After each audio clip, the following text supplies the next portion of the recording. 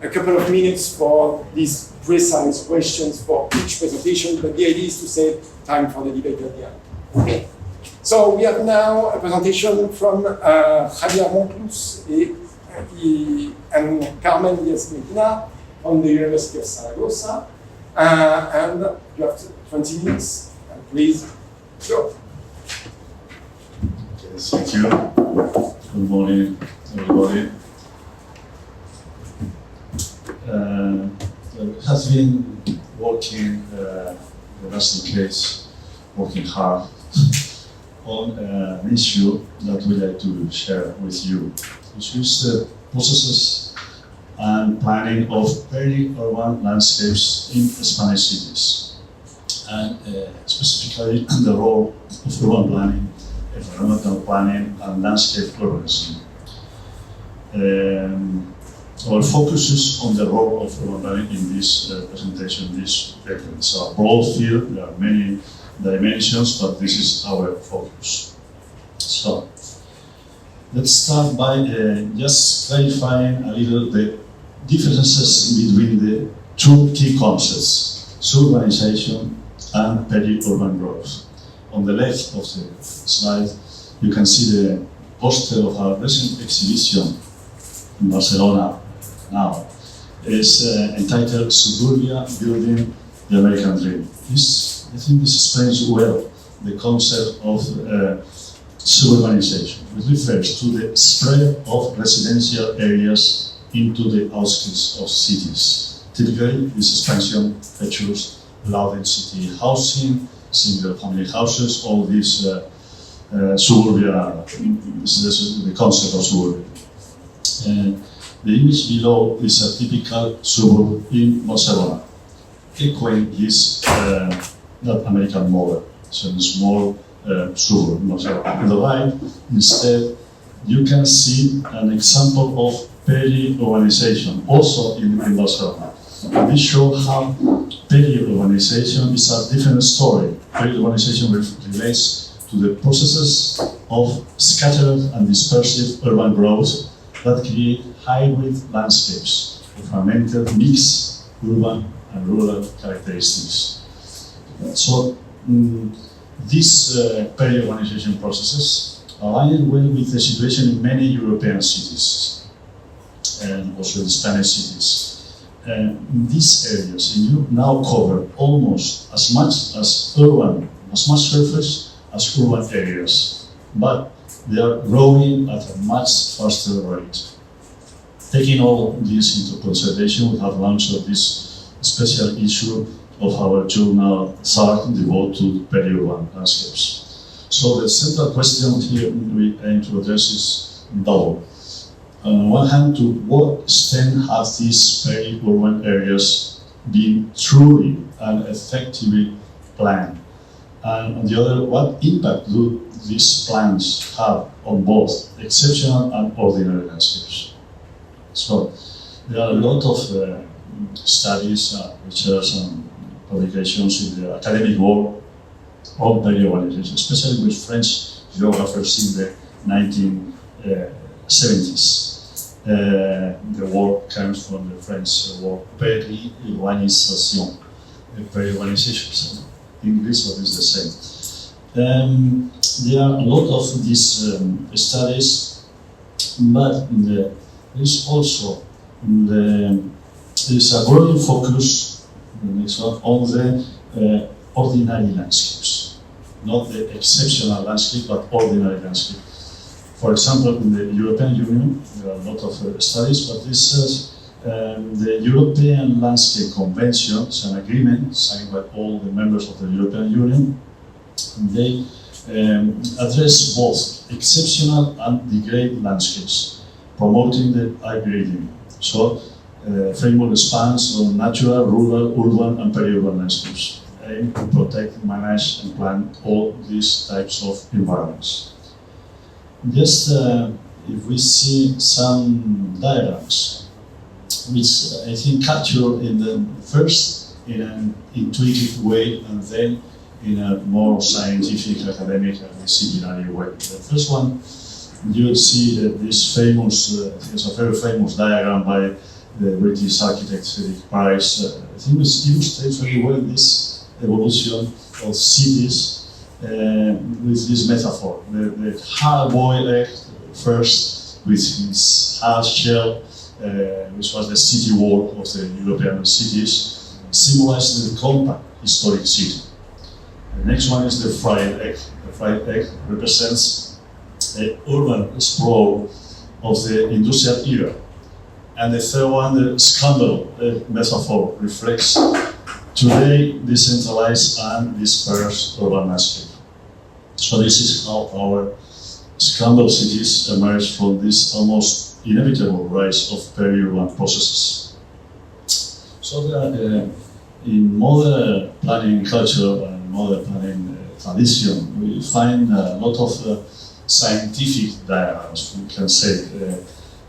For instance, this you can see here by influential figures such as Howard, Gilles, Kevin Lins, etc., all with other more recent contributors.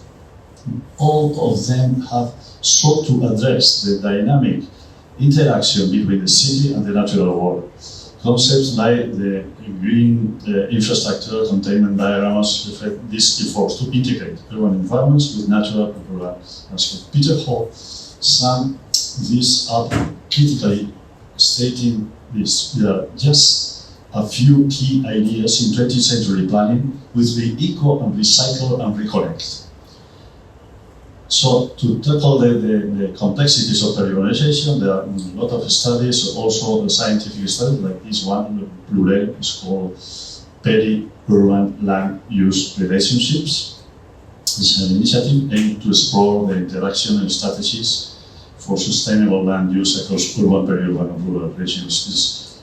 They show this blend of urban centers with peri-urban and rural surroundings, and one of the key findings of this research is that the rapid expansion of peri-urban areas in Europe, growing at a rate 4 times faster than urban areas. Well, it is important to acknowledge the role of established practices plans successfully implemented projects, especially in Europe. There are, of course, the examples of the English green belts around cities, not just in London, but Birmingham, Newcastle, others, and other successful versions of the green belt and the green network concept, especially in German cities such as Hamburg, Stuttgart, EU Green Initiative, the green belt of Munich, Frankfurt, also in other cities in southern Europe, in Milano.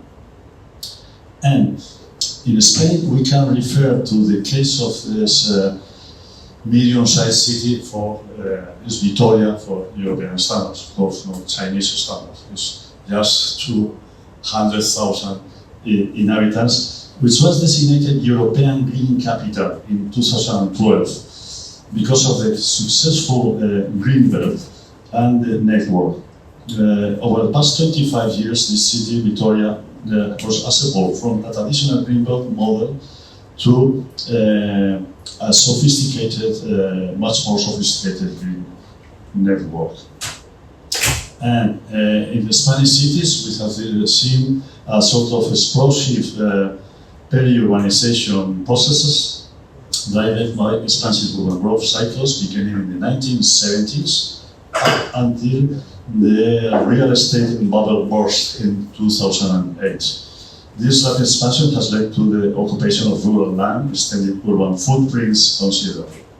But there are a lot of indicators, statistics, mapping, aerial photography, that is very interesting and very original method, which is the analysis of nighttime luminosity, which has shown that light emission in many Spanish cities has increased by over 50% in the past 20 years, with some areas experiencing increases of 200 or 300 even more percent of luminosity. This use of night and satellite imagery provides insights not only into the physical expansion of urban areas, but also into the intensity of space use. Barcelona exemplifies its strength, and Zaragoza is a paradigmatic example. So, medium-sized city, 700,000 inhabitants, And you see the maps from the 1970s showing urban areas in black and later expansion in fuchsia, illustrate this transformation. And the city's urban life extent has increased by 135% compared to 20 years ago. But now I'll hand over to my colleague Díez who will comment some other issues. Okay, thank you, Javier, for introducing the theoretical background of our work. Our research, we have made a comparative analysis within the frame of our research project. We have called START, which stands for Peri-Urban Strategic Areas in Transformation. This is a team investigation with the participation of 6 Spanish universities led by our research group at the University of Zaragoza.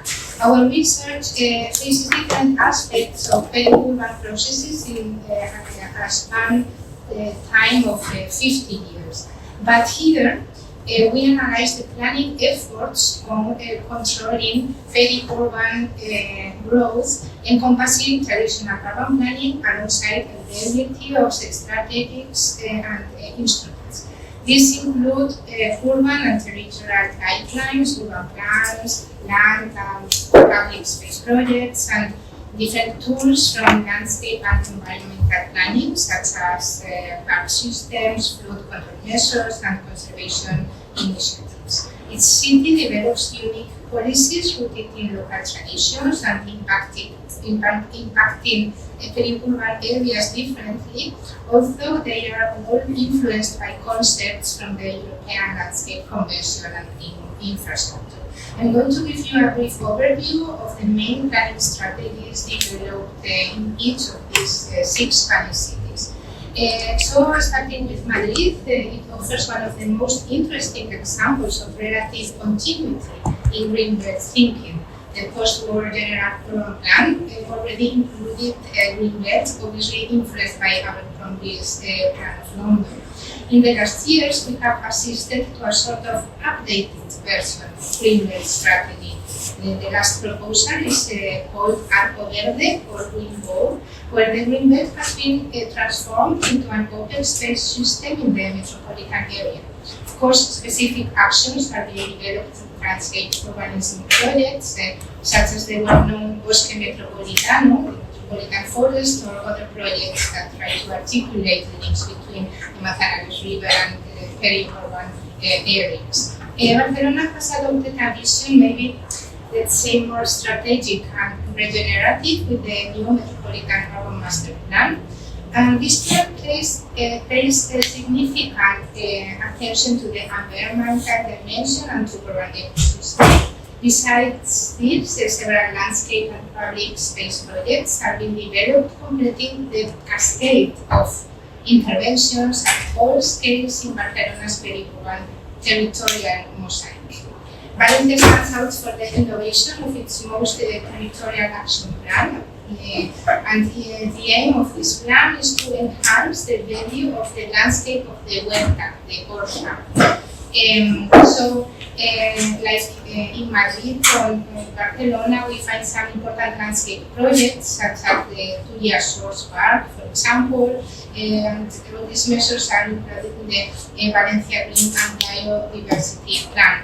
The aim is to reduce the urban pressure on this historical, cultural, natural, and agricultural heritage.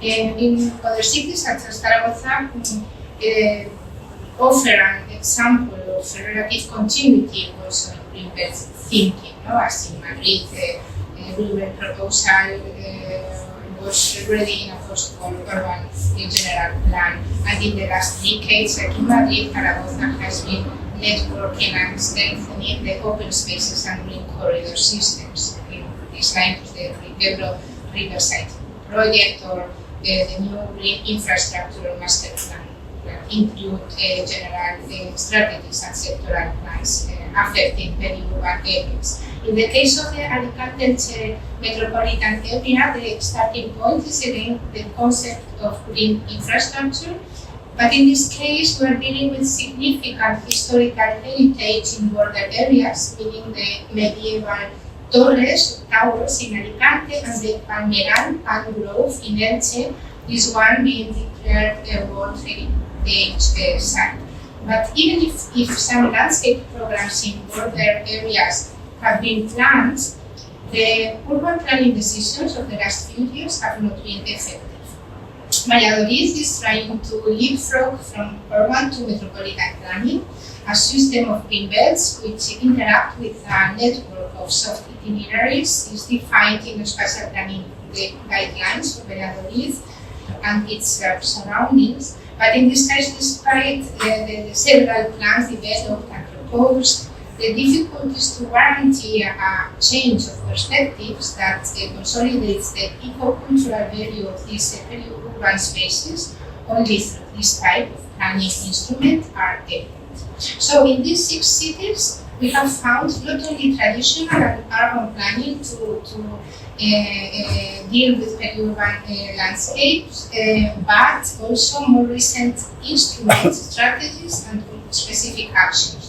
Taking again Zaragoza as a case studies, you can see above several tools that belong to the tradition of urban planning or urban projects. They are the ones you are seeing in green. And there are also other tools that belong to the disciplines of landscape urbanism or environmental planning, the ones in green. The instruments in red represent those that could be included in both categories. That means that seem more integrated, such as the Zaragoza Green Belt and the green infrastructure. So going quickly to the conclusions, we find a sort of coexistence of continuity and innovation in the strategies applied in European and particularly in the 6 Spanish cities analyzed. Among the different instruments to address the intervention in these peri-urban landscapes, a common process is recognized from containment to connection, that is from the green belts to the network and green infrastructure concept. There is a dichotomy between urban planning or urban projects versus landscape urbanism or environmental planning. The cases where these strategies have been implemented show the relative effectiveness of each one of these tools. Sometimes these two perspectives converge. Coming back to the initial double question that Javier was posing, to what extent have these landscapes been truly planned and what have been the outcomes of such planning? Regarding the first question, some of these strategies have worked well. In particular, the strategies for the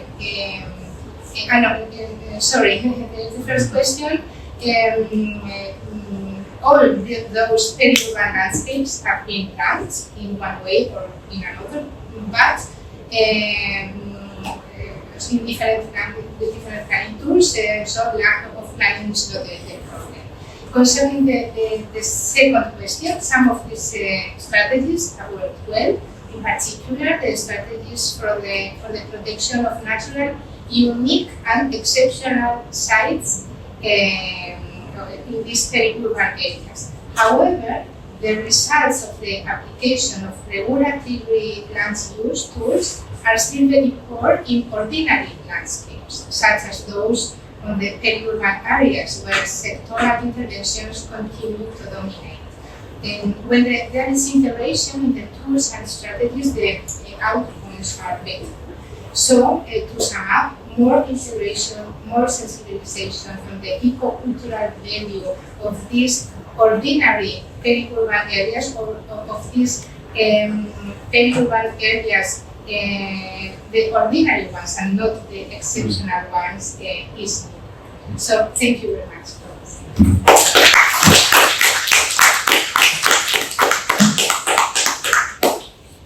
Maybe there are some precise questions for this presentation. If not, we can go to the other presentation. I don't know.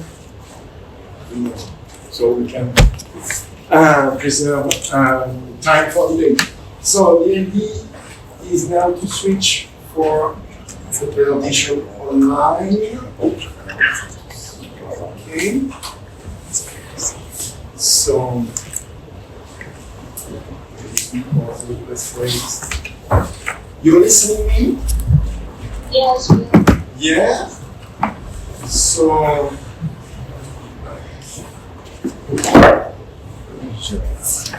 the presentation is from colleagues from Hanoi.